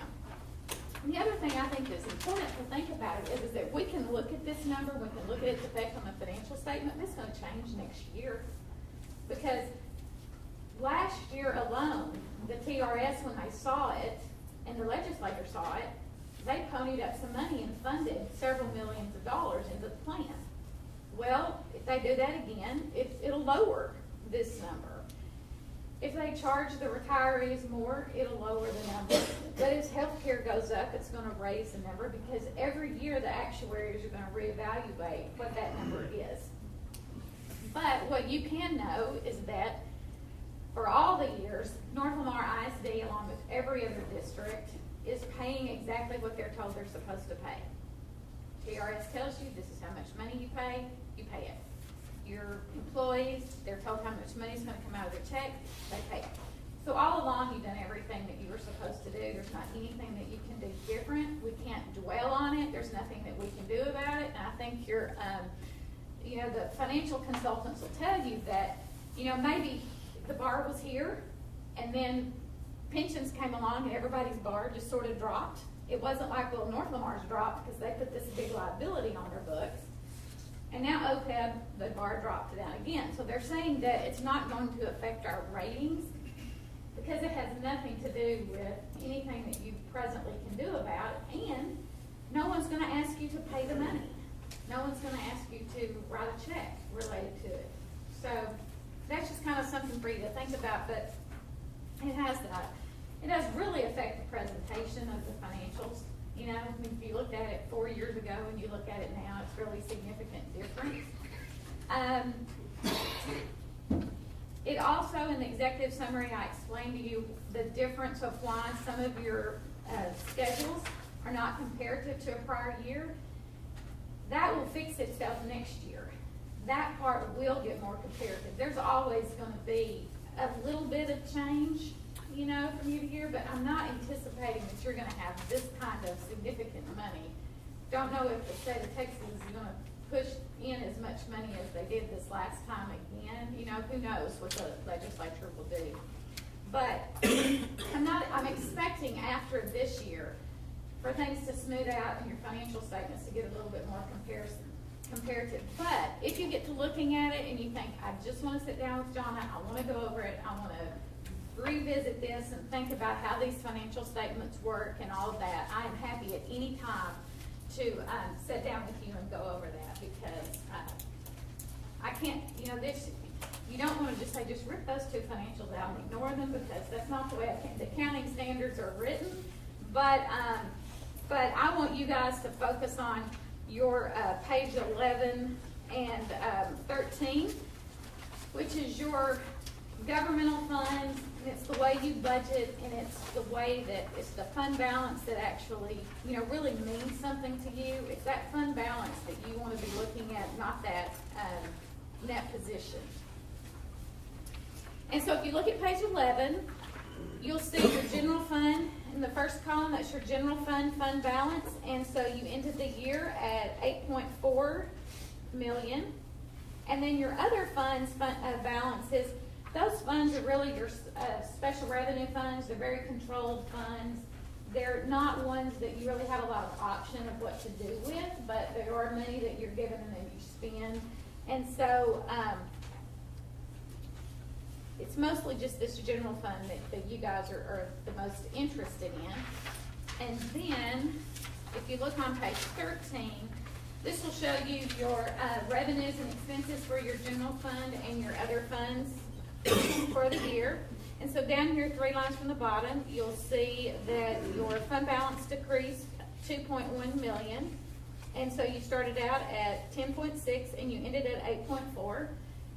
You know, North Lamar's gone through some really tough few years. It's good that you had a fund balance when you started. And that's one of the great things about some conservative planning is having some fund balance that's there so that when hard times do come, you're able to withstand them for a little while. And your fund balance is still considered to be a healthy fund balance. It's just becomes kind of what you become comfortable with. But at this point, your fund balance has been able to withstand and stay healthy at the level that it is. Now, you know, 2 or 3 years of a $2 million hit to the fund balance would not reflect it. But so far, from where you ended at June 30th, it's still okay. Any questions about that? John, what is your comfortable 3-month operating? Well, in the executive summary, I had calculated what that was. And let's see, mine has slipped out of this. 6.5, was it 6.5? I think so. And what we, It's on the second page. Where does this page of the balance sheet? the way we base that is that I look at your page 13. And so this total expenditures right here of 24 million. So we would take that to start with and divide it by 12, 10 to 12, for operating months. It's all just a rounding game. But we want to make sure that you have, in looking for a healthy fund balance, we look at 3 months of operating expenditure. Your other governmental funds, which those are your grant funds, and you normally can get those, you're funded, but it's just a month that it takes to get that money back. And so that really works in a good cycle. What you spend, you're going to get. And so for those, we just want to make sure that you have 1 month cushion for that because you're going to get that funding back for that. So that's kind of where your $6-7 million kind of threshold you were looking at. Years ago, we used to have inside the audit report a schedule that was called the Optimum Fund Balance Schedule. And a lot of districts had a lot of trouble with the Optimum Fund Balance Schedule because their fund balances were not optimal. And so DEA took them out because it used to be part of your first rating. And so they're not in there anymore. But even back then, they would say, well, you needed 1 month operating cash, and then you needed money to carry you through till you got your tax dollars, and then how much in arrears was the state funding for you. And so they really worked hard at all of these factors, but sort of came back to the same place that it's about 3 months, And business managers will tell you if their fund balance gets below that 2 or 3 month mark, it makes them a little nervous when payroll comes around sometime and just the way that timing hits, and they don't really feel like they have much cushion in there. So cushion's always a nice thing to have when you're paying the bills. I'm not mistaken, you said the bottom line is your answer to Jason's question was 6.5. I think it was 6.5 that I had as the, what I would consider to me. Once your fund balance drops below 6.5, it sort of is in my watch it radar. Now someone else might be, TEA might really do a lot of, if they looked at it for you, they might do a lot of that more detailed, like I was saying, 1 month of this, 2 months of that. How much do you really need to cover this or that? Because when you hit the summer and you're not getting any tax dollars in and you've got money going out, but then tax dollars are going to start back up in October, November. But if you have a bond that you have to make a payment, sometimes you'll have debt that's coming due, but you don't get the money until January or February. So really just looking at what that is. But in my experience is if you always have 3 months, you probably have enough to cover all of those real detailed, items. But some districts fall below that.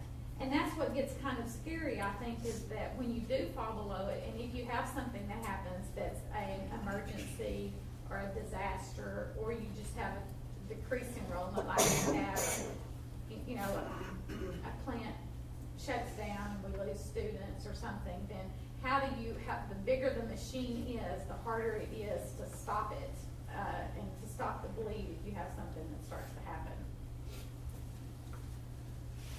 Now, Tammy, on the other hand, she might say something different about the 3 months. She might. Yeah, it's kind of like at my house when me and my husband are trying to decide if we have any money to spend, and one of us is like, no. And the other one might like, oh yeah, we got some money to spend. There's not a lot of new accounting standards that are coming, so I don't expect next year to be anything like what this year is. And GASB, governmental accounting standards, they've been really busy for the last few years. But with the new standards that are coming, they're not things that are going to have major impact on your financials. Now, on Thursday of this week, we're having a class at our office that's on fiduciary accounting, which has to do with student activities and if you have scholarship funds, that type of thing. And so several districts are going to come to the office, and we're going to go, it's a 2-hour class, and so those are things that's going to have an impact on the district. It's going to be more of a time-consuming factor from accounting, from the administration office, but not necessarily big changes in the numbers. But student activities and just overall, there's been so much fraud lately within. It's in governmentals, it's in for-profits, it's in non-profits. It's just a problem, you know, that we're facing. And so you'll see more accountability in the financial statements of just tracking all of that and knowing what is coming in and what is going out. So like right now on page 15, the change in accounting standards that's coming that we're going to be talking about Thursday is your activity funds. And so what this financial statement tells you is that at June 30th, there was $113,000 in student activity money that the district has the fiduciary responsibility over to take care of for the students. Cash in the bank for the students, $113,000. It doesn't tell you if, nowhere in here, that it will tell you if 300,000 went through those accounts, or 20,000 went through them, or 1 million went through them. It doesn't tell you that anywhere. And that's the new standard that's coming back. 20 years ago, you would see that in the financial statements. And accounting standards took a different role and said, you know, we're not going to put that in there because it might be confusing to someone, because someone might think that that's our money. And someone might think they could spend it. So they just had us do this. This is one little simple financial statement that says, we have some cash that belongs to somebody else that we take care of. But now they're reversing themselves, and they're going back to where it's going to have all the revenues. You're going to see the total of all the revenue that comes into the student accounts, and you're going to see the expenses and by category kind of what that was spent on. Not expecting that a lot of detail, because it's basically just one line probably that it's going to be, maybe two. But it will be a change. It'll be a change for the administration office, and it's coming in a couple of years. But you have to get ready for it so that you know how you want your general ledger set up, then how you're going to talk to your sponsors of your student activities and your campuses so that there's not a revolt as you say we have to change how we're doing this, and you know, and get some feedback from some people on this is the standard that we have to meet. How do you guys help us meet this standard, and that we make it to where it doesn't take all day to help do this for the districts? Because we don't want it to be a huge burden. We want to come up with some good options. And I think that you guys over this next year will start hearing some about this standard also in your training. And I think that you will see TEA coming out with some suggestions on expenditure coding and that type of thing. But we'll be doing a class this week to kind of kick off that training and get us all started thinking about where we see the roadblocks and how we can go ahead this year and start preparing so that it has minimal effect on what we actually do when the time comes to keep up with it. Any questions about that? And so you did a good job with your budget this year and staying in budget, and I always appreciate that you guys know you have budgets, you have budget amendments, and you're here for long nights and all of that, but it's so important how you're looking at your budget and working it and keeping it in mind and sticking to it, you know, especially in a time whenever every dollar really counts, you know. So, and your opinion on your financial statements is called an unmodified opinion. That's a new term that we started using a few years ago. We used to use the term unqualified, and unmodified sounds so much better because unqualified just sounded like we didn't make the mark, you know. And so it's an unmodified opinion on your financial statements. And we really appreciate the opportunity to do North Lamar's work. We've been your auditor for a long time. We enjoy being able to audit school districts in our community. But we want your input. And so we appreciate it, especially when I send out those letters and it asks you all those questions about fraud or about related party transactions and all of that. But please know that we use that in our planning and we take that into consideration, and it helps us know where to target things. And we just really appreciate the work that you boards do. And any time that you have any questions, concerns, please don't hesitate to call me, because I love to talk about governmental accounting. Can you tell? Thank you, ma'am. Are there any questions? Okay. Okay, we'll need a motion to approve the audit. Motion to approve the audit. Motion made by Ricky. Is there a second? Second by Tim. Any discussion? All in favor, raise your hand. Motion carries 6-0. Item K, consideration approval resolution of board approved credit by examination audit process. Okay, so students can have the ability to take credit by examinations. A lot of schools will develop their own process. We do not. We use UT Austin's credit by exam. Students can get credit. We just have to approve that process.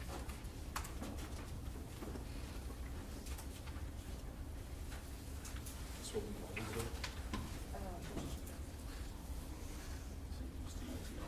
Yeah.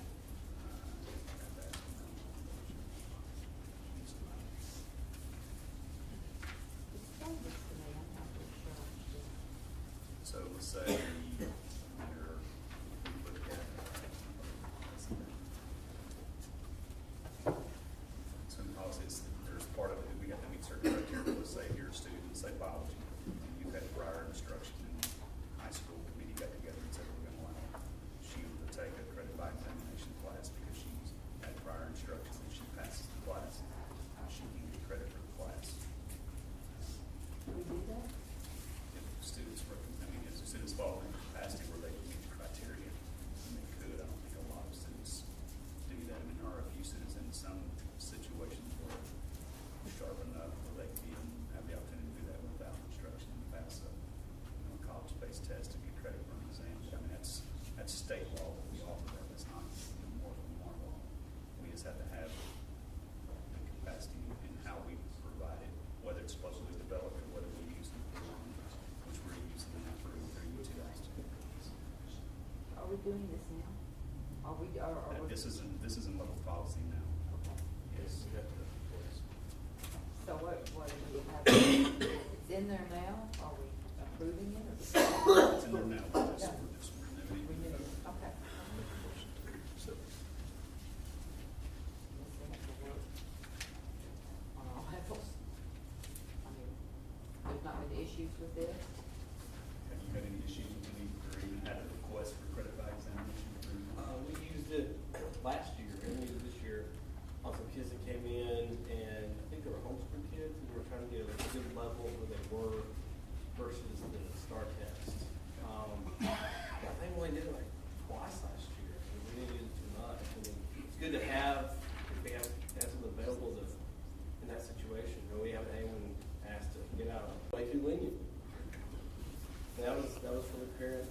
not have a kid on campus, you know, they're from the community. And he's just kind of looking at it from an objective standpoint. And the department chairs felt like it would be nice to have more leeway in this, and that's what changing it to shall, I have it, the words kind of flip in my head, changing it to shall would create more leeway. From shall to may. Okay, well, whichever one the change would go to, it would create more leeway for the teachers. This was one parent that said that, right? Yes, but the whole committee liked the change. That has had several kids graduate and has currently has a kid in the program, and they were wholeheartedly on board with what Clay's saying. And really what I I'm missing something, add anything or? No, sir, that's about everything.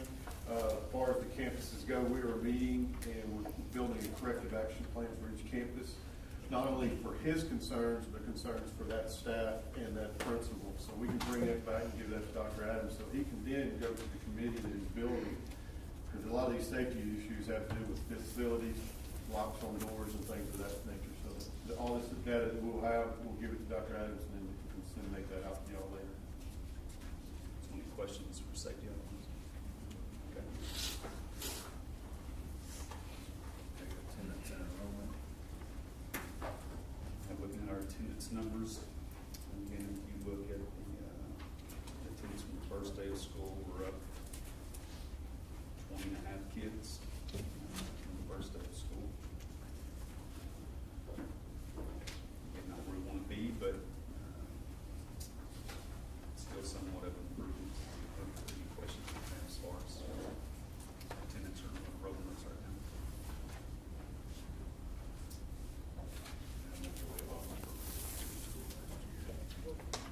End of school last year? According to the report, yeah, 207 and a half students.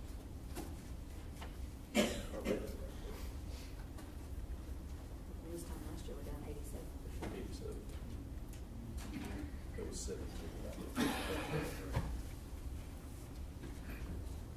what we did for 2695. About 87 this time last year. Well, Well, there's a difference between that big Well, class there and were a a couple, small. had a big graduating class that will be out for some of it. So we're gonna have some ability for students as well. I remember right, and we talked about that, there was a graduating class in 2018, about 60 students bigger than the incoming kindergarten class of this year. I don't remember exactly what the number is, but we did have a large graduating class. So there's a difference that's approximately $500 million. How do you accommodate that funding loss? And again, I mean, that the number of kids is not as important as the ADA based on the percentage of attendance. So, you know, budget is based on what that number would be and not just what enrollment is. So, I mean, it's something that we're, continuously monitoring and not saying it's great, but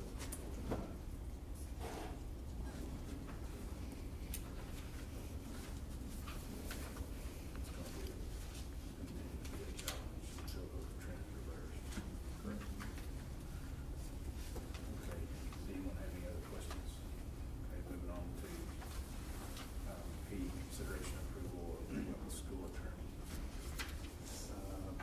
And again, Mr. Holmes said this was requested by somebody to be placed on the agenda. Right now, the agreement that I signed with Lisa and Crass back in June to move forward with their firm. I'll answer any questions as far as where we are, what we're concerned with. Greg says he had you. All he asked me to ask was that the policy says that the board enters into an agreement with the attorney. So what I did is I pulled the contracts in the last couple of years that we have with Power and Leon. And there is no board approval as far as that process is gone. When I talked to Mike as far as entering into contract, he said, if the district were to reach over their threshold, from a monetary standpoint, that number needed to be met, that would require approval from the board. Or if the board wanted to adopt its own council to represent just the board. And the board can, go into contract with the attorney. I thought that's what this attorney does. Didn't represent us. He represents the district and the board this time, but I mean, there are times where the board can have a separate no, I understand. council. But our BDD local says the board shall retain an attorney or attorneys as necessary to serve as the district's legal counsel and representatives in matters requiring legal services.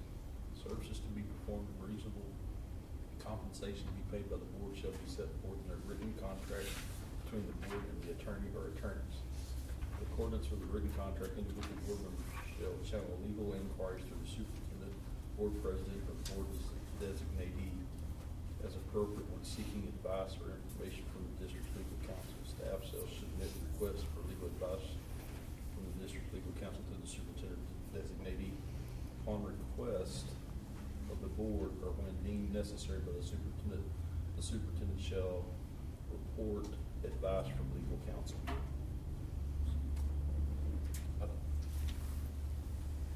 Again, I brought Mr. Leeser in the summer, kind of gave you all the idea that I wanted to change and move forward with him. Brought him in, he did our board training for us. After that was done, I signed an agreement to move forward with his firm. I like him, I think he does a great job. His firm has been above and beyond for North Lamar. It's also saving the district, in my opinion, it was a little amount of money. How do you say it? Well, one of the things that I like about his firm is I can pick up the phone and I can call him, I can shoot him an email, as long as he's not having to research something and say no charge to the district. I mean, so there'll be about 30 or 40, phone calls per month that we can charge zero money for. That's not always the same with all firms. And so, I mean, the only thing that we're being charged for, I mean, like when he came and sat down with us last month and did some personnel stuff for us, obviously that's a charge, or he has to research a policy or actually scribe something for the district, and obviously that's a charge. But just a simple phone call or an email to answer a specific question about something happening in the district with personnel or a kid or a student situation, those are free of charge.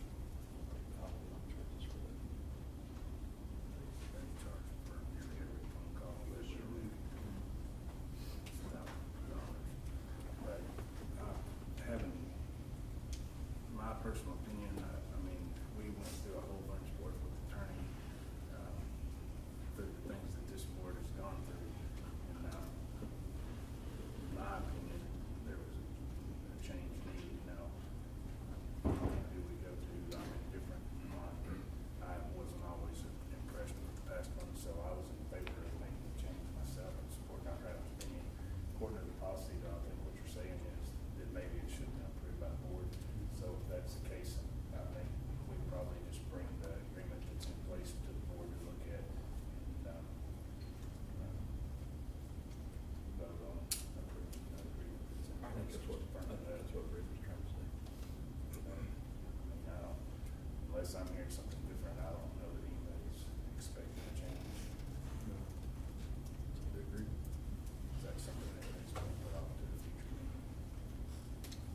So y'all, I mean, I have the agreement if y'all want to look at it now.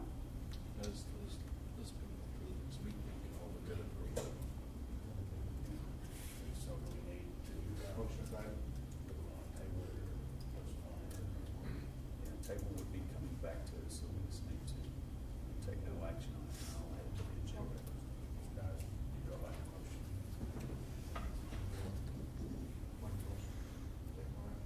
So we don't have to have a motion. No, just take a motion. Okay. 7, superintendent's report. All right, so the North Texas School Board Association meeting is at Region 8 on Thursday. I don't know if any of them are planning on going or with that. There will be dinner served. I think dinner will be served probably about 5 or 5:30. We'll start. You think for sure this back on that third?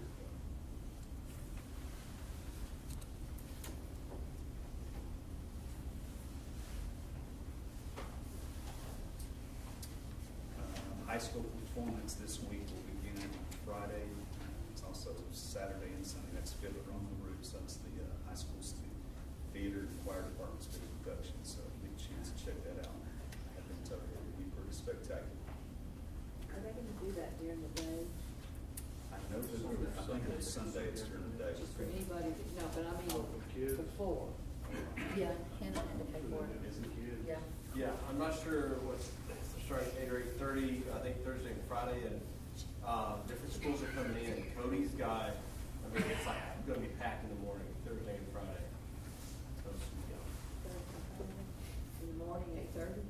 8 or 8:30, I'm not sure which one. Yeah, well, they usually do it, you know, like during the day for the kids to see. And then just as a reminder, starting next Monday, district and campus offices will be closed for Thanksgiving break.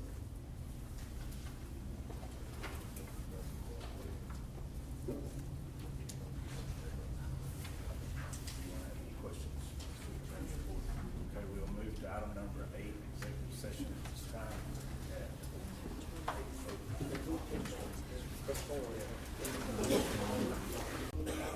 Did you get this first? I did. Thank you.